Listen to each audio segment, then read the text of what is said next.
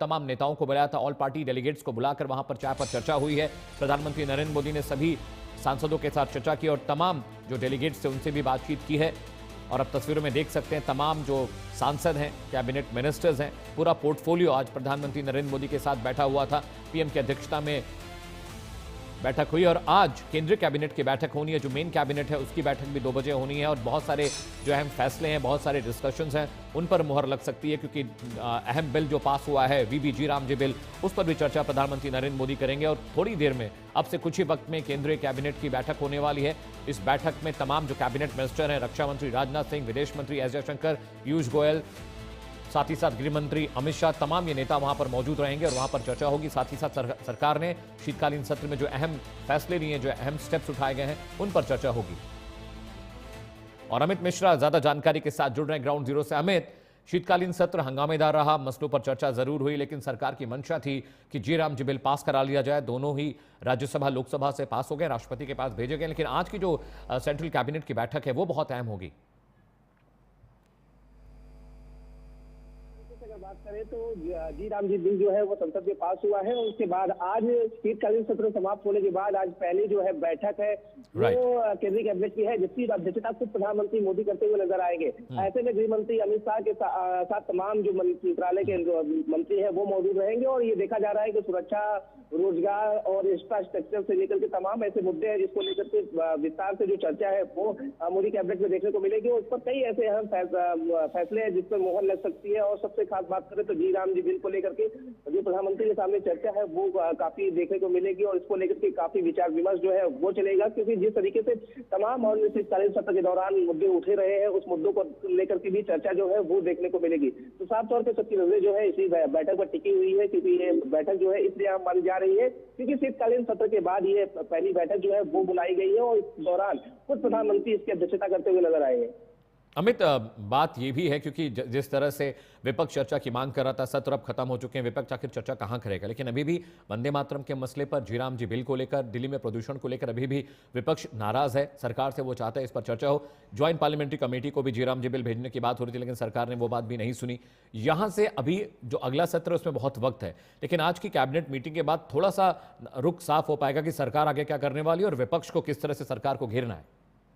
अमित जी देखिए, अगर बात करें तो जिस तरीके से विपक्ष जो है वो लगातार हमलावर नजर आया, विपक्ष जो है वो जिस तरीके से बिल जो है वो पास किया गया है प्रदूषण के मुद्दे को लेकर के जो है वो लगातार सवाल खड़े करते रहे हैं। और इसी को लेकर के बता दें कि उसने कहा था कि जो स्थायी समिति है उसके पास पहले बिल को जो है प्रस्ताव भेजना चाहिए था, उसके बाद वो करना चाहिए था, लेकिन स्पीकर ने साफ तौर पर कहा कि इस बिल को लेकर के 14 घंटे लगातार चर्चा हो चुकी है, तो ऐसे कोई औचित्य नहीं है कि स्थायी समिति के पास भेजा जाए। इसी के बाद ये बैठक जो है अब बुलाई गई है क्योंकि शीतकालीन सत्र समाप्त हो गया है और दूसरा सत्र चालू होने में समय लगेगा। ऐसे में ये देखा जा रहा है कि इन तमाम मुद्दों को लेकर के अहम बैठक जो है वो रखी गई है और कई प्रस्ताव है उसमें मंजूरी होगी। साफ तौर पर अगर हम बात करें तो जिस तरीके से तमाम मुद्दों को लेकर के विपक्ष घेरता रहा है, उन तमाम मुद्दों को लेकर के जो है कैबिनेट में बात रखी जाएगी, क्योंकि दिल्ली के प्रदूषण से लेकर के तमाम ऐसे मुद्दे हैं जिस पर जो चर्चा है वो जरूर होती हुई नजर आएगी। क्योंकि जिस तरीके से बैठक को आह्वान किया गया है, बैठक जो है 2 बजे से स्टार्ट होगा, यानी कुछ मिनट बाकी है और कुछ मिनट बाद ही ये बैठक जो है वो शुरू हो जाएगी। लगातार जो मंत्री है, जो मंत्रालय से जुड़े लोग हैं वो पहुंचना शुरू हो गए हैं। ऐसे में बैठक ये माना जा रहा है कि कुछ समय बाद जब शुरू होगी तो कई अहम फैसलों पर मुहर लगती हुई नजर आएगी और कई महत्वपूर्ण चीजें जो है वो बाहर निकल के आएगी।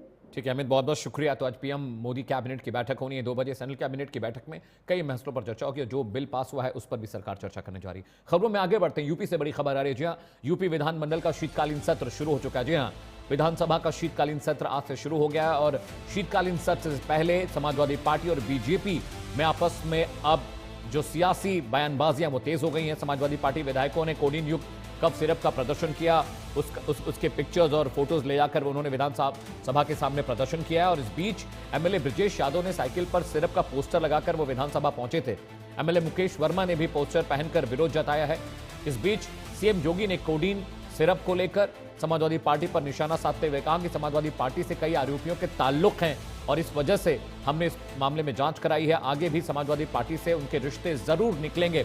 शुभम जायसवाल को लेकर लगातार इन्वेस्टिगेशन हो रही है, 32 जिलों में एफआईआर दर्ज की गई हैं और बहुत सारे मामलों में जो मनी लॉन्ड्रिंग के मसले को लेकर भी चेकिंग हो रही। तस्वीरें देखिए किस तरह से समाजवादी पार्टी के विधायक विधानसभा में पहुंचे थे और विधानसभा सत्र की शुरुआत से पहले योगी आदित्यनाथ ने, जो कि सूबे के सीएम हैं, उन्होंने एक प्रेस कॉन्फ्रेंस कर किस तरह समाजवादी पार्टी पर निशाना साधा है, आइए आपको सुनाते हैं।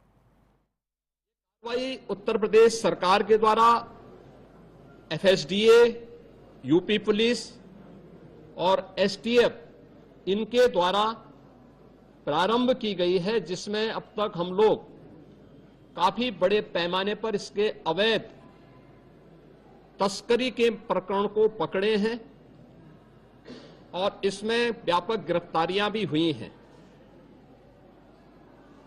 यह हर व्यक्ति जानता है कि हर माफिया के संबंध समाजवादी पार्टी से रहे हैं। तो आपने सुना कि सीएम योगी आदित्यनाथ कह रहे हैं कि कोडिन कफ सिरप का जो कार्टेल था, जो ड्रग नेक्सस है, उसके ताल्लुक कहीं ना कहीं समाजवादी पार्टी के लोगों से रहे। आशीष ज्यादा जानकारी के साथ लखनऊ से जुड़ रहे हैं।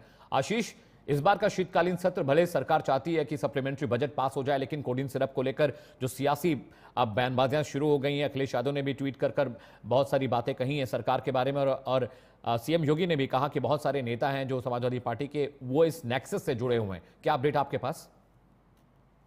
बिल्कुल अमित, अगर देखा जाए जिस तरीके से आज विधानसभा मानसून सत्र का पहला दिन था और पहले भी जिस तरीके से समाजवादी पार्टी के तमाम जो विधायक हैं, एमएलसी हैं, वो जिस अंदाज में पहुंचे थे, वो अंदाज अलग देखने को मिला था।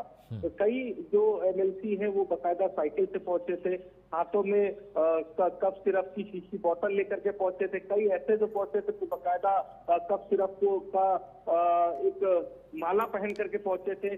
तो अलग अलग अंदाज में पहुंचे थे और इस पूरे कप सिरप के मामले में जिस तरीके से समाजवादी पार्टी के राष्ट्रीय अध्यक्ष अखिलेश यादव लगातार मौजूदा सरकार पर निशाना साध रहे थे, तो आज मौजूदा सरकार ने भी पलटकर जवाब दिया है।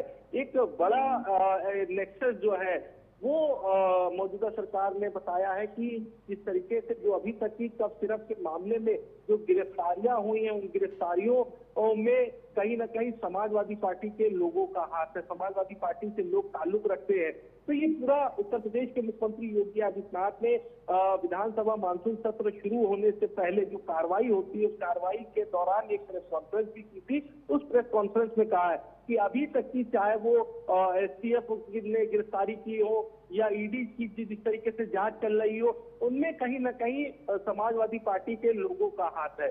तो हालांकि अब इस बयान को लेकर के समाजवादी पार्टी के राष्ट्रीय अध्यक्ष ने भी सोशल मीडिया पर लिखा, तो कहीं ना कहीं कप सिरप का मामला जिस तरीके से गरमाया हुआ था और इसकी जो पूरी रूपरेखा है वो समाजवादी पार्टी ने पहले ही बनाई थी। क्योंकि कल जिस तरीके से समाजवादी पार्टी के राष्ट्रीय अध्यक्ष अखिलेश यादव ने बकायदा अपने विधायक और एमएलसीओ के साथ में बैठक की थी, बैठक में उनको बकायदा एक गुरु मंत्र दिया गया था कि इस गुरु मंत्र से ही सुबह की शुरुआत की जाए।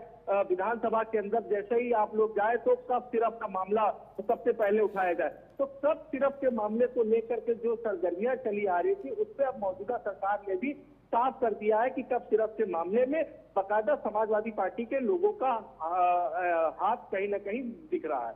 ठीक है आशीष, लेकिन एक अहम बात ये भी आशीष कि योगी आदित्यनाथ ने अपने प्रेस कॉन्फ्रेंस में ये बात कही कि जो नेक्सस है, ये ड्रग नेक्सस जिसमें लगातार सरकार कार्रवाई कर रही है, इसमें बहुत सारे ऐसे लोग हैं जो समाजवादी पार्टी से जुड़े हुए हैं, उनका भी कनेक्शन सामने आया है। बहुत गंभीर आरोप है ये समाजवादी पार्टी पर।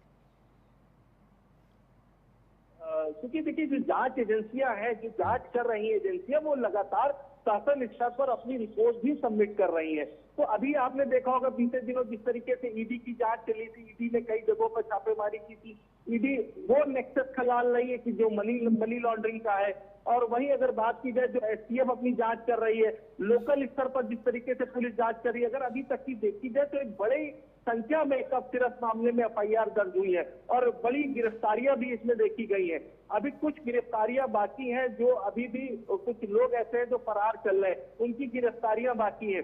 तो ऐसे में अब जब उत्तर प्रदेश के मुख्यमंत्री योगी आदित्यनाथ ने बिल्कुल साफ कह दिया है कि इस कप सिरप के मामले में जो अभी तक की गिरफ्तारियां हुई हैं, उन गिरफ्तारियों के आधार पर उनके जो तार हैं वो कहीं ना कहीं समाजवादी पार्टी से जुड़ रहे हैं। तो हालांकि अब देखना यही होगा कि आगे समाजवादी पार्टी में और कौन कौन लोग इस कप सिरप मामले से जुड़े हुए हैं और कितने लोगों की गिरफ्तारी होती है, ये देखना होगा। ठीक है आशीष साहब, साथ रहिएगा, मैं दोबारा आपके पास आता हूं। इस बीच यूपी के अलीगढ़ से भी बड़ी खबर है, जहां पर बेसिक शिक्षा अधिकारी ने एक हैरान करने वाला फरमान सुनाया। जी हां, स्कूल में